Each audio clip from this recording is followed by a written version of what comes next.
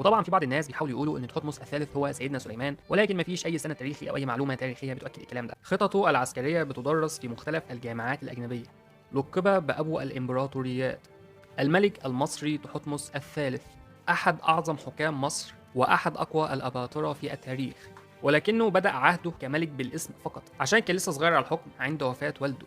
عشان كده زوجة أبوه حتشبسوت لعبت دور الوصي على العرش لعدة سنوات لحد ما أعلنت نفسها الملك بشكل رسمي، وأخذ مدة عقدين تقريبا ينمو فيهم لحد ما أصبح أحد الملوك المحاربين العظماء في الدولة الحديثة. لقب إن هو أول إمبراطور في التاريخ، وساعات بيوصف إنه نابليون العصر القديم، ولكن أعتقد إن هو وصف غلط لأن نابليون المفروض هو اللي ينتسب للملك تحتمس الثالث وليس العكس. ومن أشهر أعماله معركة مجدو اللي حارب فيها الملك تحتمس جيوش الحلف السوري بقيادة حاكم قادش، وتعتبر أول معركة حربية في تاريخ العالم القديم، واللي معاها تم تأكيد الهيمنة المصرية على الشام من نهر الفرات وسوريا شرقا لليبيا غربا، وسواحل فينيقيا وقبرص شمالا لمنابع النيل لحد الشلال الرابع.